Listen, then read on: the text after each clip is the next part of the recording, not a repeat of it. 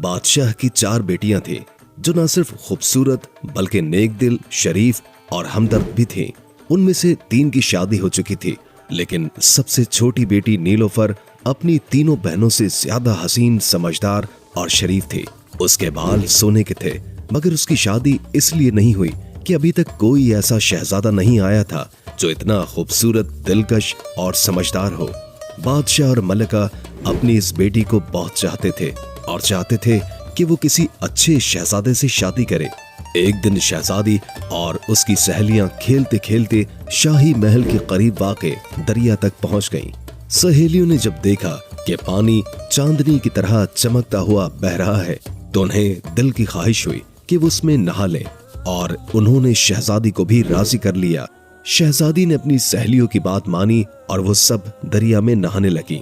इस दौरान शहजादी के कुछ बाल दरिया में गिर गए और फिर ये सब वापस महल में आ गई। उसके बाल बहते हुए दूसरे बादशाह की सल्तनत में पहुंचे और एक चट्टान पर रुक गए। इत्तेफाक से उस जंगल में उस बादशाह का बेटा शिकार खेलने आया हुआ था और उसके दोस्त पानी पीने के लिए दरिया के करीब आए थे। एक दोस्त ने चमकते हुए सोने के बाल देखे और फौरन उन्हें उठाकर शहजादे के पास ले आया। शहजादा उन बालों को देखकर हैरान रह गया और उन्हें अपने कमरे में ले गया। मलिका ने उसे खाना पेश किया, मगर शहजादे ने इनकार कर दिया। वो खामोश रहा, लेकिन जब अगले दिन नाश्ता और चाय भी न ली तो मलिका परेशान हो गई और बादशाह से कहा कि शहजादा कुछ खामोश है और जब से शिकार से वापस आया है कुछ नहीं खाया। बादशाह ने वजीर के लड़के को बुलाया और कहा, तुम शहजादे से उसकी उदासी का सबब मालूम करो। वजीरजादा शहजादे के पास गया और पूछा, आखिर तुमने कल से खाना क्यों नहीं खाया? तुम इतने खामोश क्यों हो? शहजादा पहले तो बचने की कोशिश करता रहा, लेकिन वजीर के बेटे के बार बार सवाल करने पर शहजादे ने कहा, मैं वो लड़की चाहता हूं जिसके सोने के बाल हैं। वजीरजादे ने कहा, ये तो कोई बड़ी बात नहीं, मैं भी बादशाह से इजाजत लेकर आता हूं। फिर वजीरजादा बादशाह के पास गया और कहा, कल जब हम शिकार से वापस आ रहे थे और दरिया के किनारे पानी पीने गए थे, वहां हमें ये सोने के बाल मिले। शहजादा इन बालों वाली लड़की से शादी करना चाहता है। बादशाह ने यह सुनकर शहजादे को बुलाया और कहा, तुम खाना खाओ, मैं हुक्म देता हूं कि सोने के बाल वाली लड़की को तलाश किया जाए। बादशाह ने इस हुक्म के साथ कोतवाल को भेजा कि वो फौरन लड़की की तलाश शुरू कर दे। कोतवाल ने हुक्म मिलते ही सिपाहियों को मुख्तलिफ इलाकों में रवाना कर दिया, मगर 1 हफ्ते तक सोने के बालों वाली लड़की का कुछ पता न चला। शहजादे को जब मालूम हुआ तो बीमार पड़ गया। बादशाह शहजादे की बीमारी से परेशान हो गया और ऐलान कर दिया कि जो कोई भी सोने के बालों वाली लड़की का पता बताएगा उसे भारी इनाम दिया जाएगा। इनाम के लालच में बहुत से लोग तलाश शुरू कर गए, मगर लड़की का कोई सुराग न मिला और शहजादे की हालत खराब होती गई। आखिरकार बादशाह ने वजीर से कहा, अगर 1 महीने में सोने के बालों वाली लड़की का पता न चला तो मैं तुम्हें सजा दूंगा। वजीर ने ये सुना तो अपने घर आकर कहा, अब मेरी मौत करीब आ गई है, लेकिन मुझे यकीन है कि मैं सोने के बालों वाली लड़की का पता खुद लगा लूंगा। आखिरकार वजीरजादे ने एक चूड़ियां बेचने वाले का रूप धार लिया और दरिया के किनारे चलना शुरू कर दिया। जहां भी कोई गांव आया वहां जाकर चूड़ियां बेचता और चूड़ियां ले लो की आवाजें लगाता। गांव की लड़कियां जब ये आवाजें सुनती तो बाहर आ जाती। वजीर हर लड़की के बाल भी देखता। 20 दिन गुजर गए, मगर उसका कोई सुराग न मिला और वो परेशान हो गया कि अब उसका कत्ल हो जाएगा। वो जल्दी से सफर करता रहा और आखिरकार शहजादी नीलोफर के शहर पहुंचा। वहां भी चूड़ियां बेचता रहा, लेकिन किसी को भी सोने के बालों वाली लड़की का पता न मिला। जब वो चूड़ियां बेचता तो हर लड़की से यही सवाल करता, हमारे मुल्क में एक लड़की है जिसके सोने के बाल हैं, क्या तुम्हारे यहाँ भी ऐसी लड़की है? लड़कियां सर हिलाकर जवाब देती थीं कि वो इस बारे में कुछ भी नहीं जानती। एक दिन जब महीने के खत्म होने में सिर्फ चंद दिन बाकी थे, वजीरजादे को खजानेदार की बेटी ने चूड़ियां खरीदने के लिए बुलाया। जब वो उस लड़की को चूड़ियां पहना रहा था तो उसने उससे भी वही सवाल किया जो वो अक्सर लड़कियों से पूछता था, हमारे मुल्क में एक लड़की के सोने के बाल हैं, क्या तुम्हारे यहाँ भी किसी के सोने के बाल हैं? लड़की ने कहा कि वो शहजादी नीलोफर को जानती है और उसके बाल सोने के हैं। वजीरजादा ये सुनकर बहुत खुश हुआ, लेकिन उसने फौरन कहा, ये गलत है, शहजादी के बाल सुनहरी होंगे, सोने के नहीं हो सकते, तुम गलत कह रही हो। लड़की ने गुस्से में कहा, मैं झूठ नहीं बोल रही हूँ। वजीरजादे ने जवाब दिया, और नहीं तो क्या। इस पर लड़की मजीद गुस्से में आई और कहा, अगर मैं तुम्हें शहजादी के सोने के बाल लाकर दिखा दूं तो? वजीरजादे ने फौरन कहा, अगर तुमने शहजादी के सोने के बाल दिखा दिए तो मैं तुम्हें ये कीमती चूड़ियां मुफ्त दे दूंगा, लेकिन अगर तुम गलत निकली और शहजादी के बाल सोने के ना हुए तो तुम्हें मुझसे शादी करनी पड़ेगी। लड़की ने यह शर्त कबूल कर ली। वजीरजादा वहां से चला गया। लड़की शाम को शहजादी के पास गई और बातों के दौरान चुपके से एक बाल तोड़ लिया। फिर शहजादी से इजाजत लेकर घर वापस आ गई। अगले दिन वजीरजादा जब चूड़ियां बेचते हुए लड़की के घर के करीब से गुजर रहा था तो लड़की ने उसे बुलाया और शहजादी के सोने का बाल उसके सामने रख दिया। देखो, अब यकीन आया?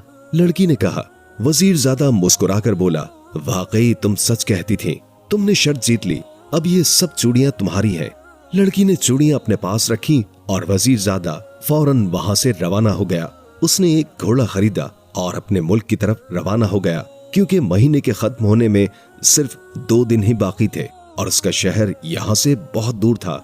वजीरजादा दिन रात घोड़ा दौड़ाता रहा, लेकिन शहर काफी दूर था। उधर महीना खत्म हो गया और बादशाह ने वजीर को बुलाकर पूछा, क्या तुमने सोने के बालों वाली लड़की का पता लगा लिया? बेचारा वजीर बोला, वजीरजादा खुद उसकी तलाश में गया है। बादशाह गुस्से में आ गया और कहा, महीना पूरा हो चुका है और शहजादा सख्त बीमार है, उसके बचने की कोई उम्मीद नहीं रही और तुमने अभी तक कुछ नहीं किया, इसलिए आज तुम्हें कत्ल कर दिया जाएगा। बेचारा वजीर रोता हुआ बादशाह से मिन्नतें करता रहा, लेकिन बादशाह ने गुस्से में कहा, यह नामुमकिन है।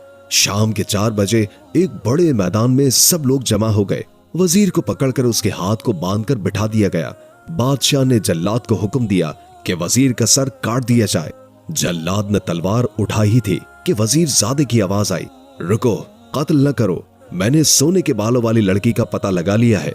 जल्लाद फौरन रुक गया और वजीर की रस्सियां खोल दी गई।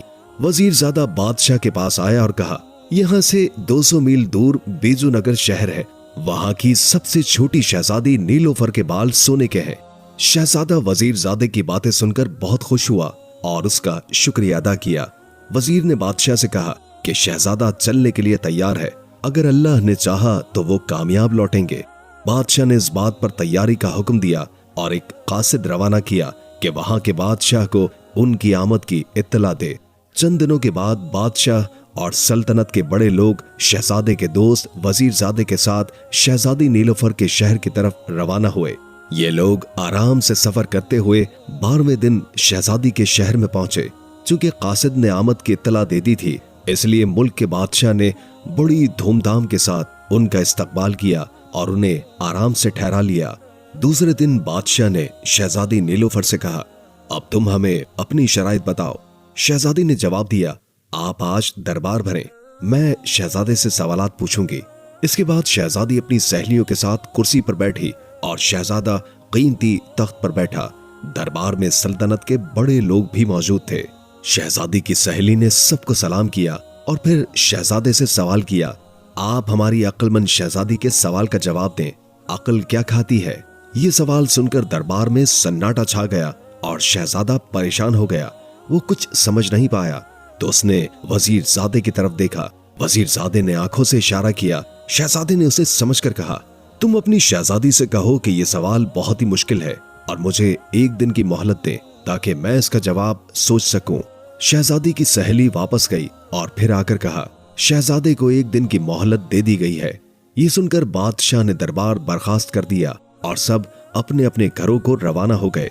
रात को बादशाह, शहजादा और दूसरे लोग मेहमान खाने में सो रहे थे। शहजादे ने वजीरजादे से पूछा, इस सवाल का क्या जवाब दूं? वजीरजादा खुद परेशान हो रहा था और कहा, अभी तक मुझे कोई जवाब नहीं आया। रात वजीरजादे ने सोचा, लेकिन कोई हल न मिला। सुबह हुई, सबने नाश्ता किया और फिर सो गए। खाने का वक्त आया मगर जवाब अभी तक नहीं आया। फिर चाय के बाद बादशाह के दरबार में बुलाया गया। बादशाह और उसके दरबारी दरबार में पहुंचे, लेकिन शहजादा गमगीन होकर बड़ी मुश्किल से उठा। वजीरजादा कमरे में बैठा था। जब शहजादा उसे लेने गया तो वजीरजादे की आंखों में आंसू थे। शहजादे ने बड़े अफसोस से पूछा, वजीर साहब, आप इतने गमगीन क्यों हैं? वजीरजादा फौरन दौड़कर शहजादे से लिपटकर मुस्कुरा दिया। शहजादे ने पूछा, तुम्हें खुशी किस बात की हुई? वजीरजादे ने चुपके से शहजादे के कान में कुछ कहा। यह सुनकर शहजादा हंसते हुए बाहर आया। बादशाह ने दोनों को हंसते देखा और सवाल किया, अभी तक तो तुम गमगीन थे और अब हंस रहे हो, आखिर बात क्या है? शहजादे ने कान के पास जाकर धीरे से कुछ कहा। यह सुनकर बादशाह भी खुश हो गया और हंसी खुशी दरबार में ये तमाम लोग पहुंच गए। शहजादा तख्त पर जाकर बैठा। शहजादी की सहेली ने आकर कहा, ऐ शहजादे, हमारी अक्लमंद शहजादी पूछती है कि अक्ल क्या खाती है। शहजादे ने मुस्कुराकर जवाब दिया कि ऐ शहजादी की सहेली, तुम अपनी अक्लमंद शहजादी से कह दो कि अक्ल गम खाती है। शहजादे का इतना कहना था कि सारा दरबार तालियों से गूंज उठा। सबने खुश होकर शहजादे जिंदाबाद का नारा लगाया। बाद में शहजादी की सहेली ने आकर पूछा, ऐ अच्छे, बहादुर और अक्लमंद शहजादे, हमारी नेक दिल, हंसमुख और अक्लमंद शहजादी पूछती है कि ये बताइए कि अक्ल पीती क्या है। दूसरा सवाल सुनकर वो सब अक्लमंद लोग घबरा गए और सारे दरबारी शहजादी के सवाल को सुनकर ताज्जुब करने लगे। शहजादे ने पहले रोज की तरह आज भी एक दिन की मोहलत मांगी और दरबार बर्खास्त हो गया। ये सवाल इस कदर टेढ़ा और मुश्किल था कि सब लोग घबरा रहे थे और आज तो वजीरजादा भी खासा परेशान था। सभी ने अलग अलग जवाबात सोचे। कोई कहता कि अक्ल आंसू पीती है, किसी की राय थी कि अक्ल खून पीती है, बास कहते थे कि फिक्र को पीती है। इसी राय में 24 घंटे गुजर गए और दरबार जाने का वक्त आ गया। कुछ देर के बाद आदमी बुलाने आया और ये सब रंजीदा और खामोश दरबार की तरफ रवाना हुए। रास्ते में बादशाह को गुस्सा आ गया और उसने बड़े गुस्से से कहा, मैं पहले ही कहता था कि ना चलो, मगर ये जिद्दी शहजादा ना माना और आज मुझे और मेरे सब दरबारियों को इसकी वजह से शर्मिंदगी उठानी पड़ेगी। उसे गुस्सा करते देख एकदम वो जोर से हंसने लगा। बादशाह ने उसकी गुस्ताखी पर मुड़कर उसकी तरफ देखा और गुस्से से कहा, तुम्हें शर्म नहीं आती कि हम सब परेशान हो रहे हैं और आज भरे दरबार में जलील होना पड़ेगा और तुम हंस रहे हो। शहजादे ने बड़े अदब के साथ बादशाह के कान में झुककर कुछ कहा और फिर कहने लगा, बादशाह सलामत, मैं तो इसीलिए आपके गुस्से पर हंस रहा हूँ। बादशाह उसकी बात सुनकर मुस्कुराने लगा और फिर वजीरजादे ने शहजादे को बुलाया और चुपके से उससे कुछ कह दिया। पता नहीं क्या बात कही कि शहजादा भी बेइख्तियार हंसने लगा। दरबार में पहुंचे तो शहजादी की सहेली ने कल की तरह आकर फिर शहजादे से पूछा, ऐ अच्छे अक्लमंद शहजादे, हमारी अक्लमंद शहजादी पूछती है कि अक्ल पीती क्या है। शहजादे ने हंसकर जवाब दिया, ऐ अक्लमंद शहजादी की अच्छी सहेली, जाओ शहजादी से कह दो कि ये तो बहुत ही आसान सवाल है। अरे अक्ल गुस्सा पीती है। इतना कहना था कि दोनों सल्तनत के लोग खुशी से उछल पड़े और जोर जोर से वाह वाह वाह वाह कहने लगे।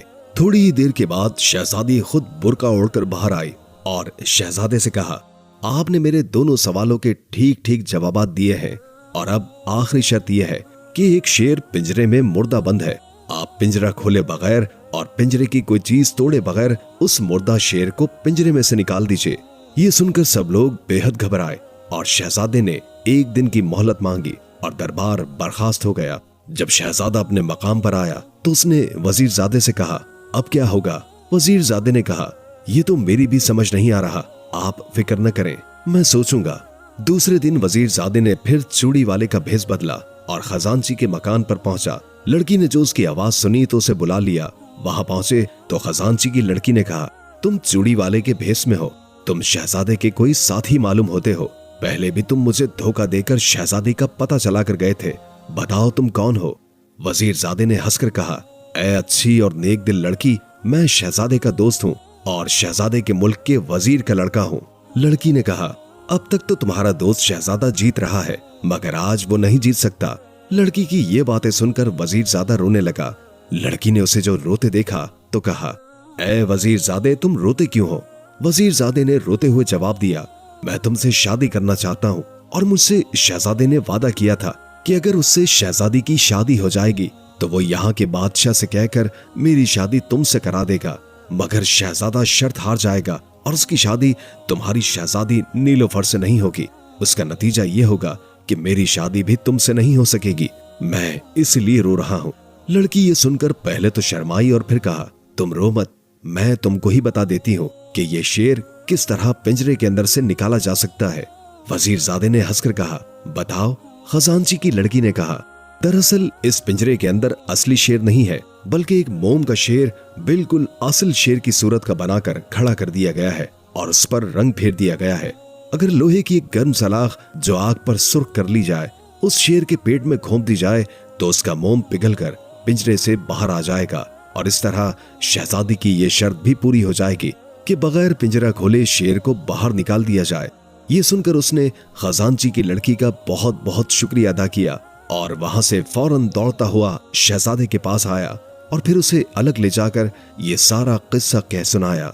शहजादा ये सुनकर बहुत खुश हुआ और फौरन जाकर बादशाह को इसकी इत्तला दी। बादशाह ने वजीरजादे की अक्लमंदी की बड़ी तारीफ की और कहा कि वो यहाँ के बादशाह से कहकर खजांची की लड़की से उसकी शादी जरूर करवाएगा। शाम को लोग बड़े इत्मीनान से दरबार में पहुंचे और शान से जाकर अपनी अपनी जगह पर बैठ गए। थोड़ी ही देर के बाद शहजादी बाहर आई और शहजादे से कहा, आप शर्त पूरी करने के लिए तैयार हैं या वापस जाना चाहते हैं? शहजादे ने हंसकर कहा, ऐ अक्लमंद शहजादी, मैं अकेला वापस नहीं जाना चाहता, बल्कि आपको भी अपने साथ ले जाना चाहता हूँ और आपकी शर्त को पूरा करने के लिए तैयार हूँ। शहजादी ने हुक्म दिया कि शेर का पिंजरा लाओ।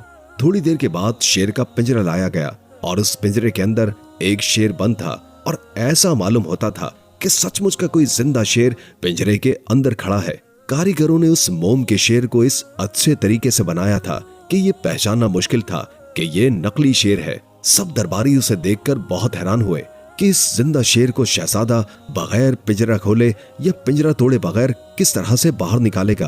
पहले तो शहजादे ने उठकर पिंजरे को अच्छी तरह देखा और फिर शेर को बड़ी देर तक देखता रहा और फिर हुक्म दिया कि एक लोहे की बड़ी सी सलाख लाई जाए और बहुत सी आग सुलगाई जाए।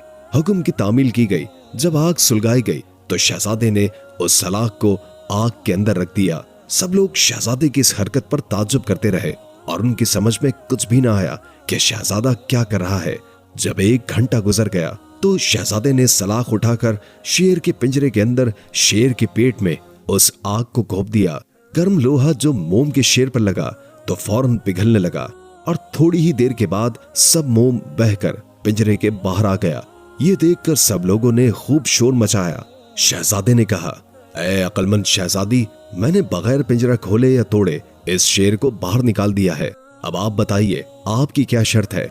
शहजादी शर्माकर ये कहती हुई अंदर चली गई, ऐ अक्लमंद शहजादे, आप सभी शर्तें जीत चुके हैं। शहजादे की शादी बड़ी ही धूमधाम के साथ शहजादी से हो गई। 4 दिन के बाद शहजादे ने उस मुल्क के बादशाह से कहा कि वजीरजादे की शादी इसी मुल्क के खजांची की लड़की से करा दी जाए। इस शादी में शहजादे और बादशाह ने खूब रुपया पैसा खर्च कर दिया और शहजादे की शादी से ज्यादा शानदार तरीके पर वजीरजादे की शादी की गई। इसके बाद शहजादा, शहजादी नीलोफर, वजीरजादा और खजांची की लड़की तमाम दरबारियों को लेकर अपने मुल्क में वापस आ गए। यहाँ कई रोज तक शादी की खुशी में गरीब मोहताजों को खूब रुपया पैसा बांटा गया। कुछ ही दिन के बाद बादशाह ने अपनी जगह शहजादे को बादशाह बना दिया। शहजादे ने अपने दोस्त वजीरजादे को अपना वजीर मुकर्रर किया और वजीरजादे के अब्बा की पेंशन मुकर्रर कर दी और फिर ये सब लोग बड़े ऐशो आराम से रहने लगे और रियाया की भलाई के लिए दिन रात काम करने लगे। ये कहानी हमें ये सिखाती है कि अक्ल, मोहब्बत और इज्जत नफ्स इंसान की जिंदगी की सबसे अहम चीजें हैं और यही वो चीजें हैं जो इंसान को कामयाब बनाती हैं। प्यारे दोस्तों, अगर आपको कहानी पसंद आई हो तो बराए मेहरबानी लाइक करें, चैनल को सब्सक्राइब कीजिए और मजीद दिलचस्प कहानियां देखने के लिए हमारे साथ जुड़े रहिए। शुक्रिया।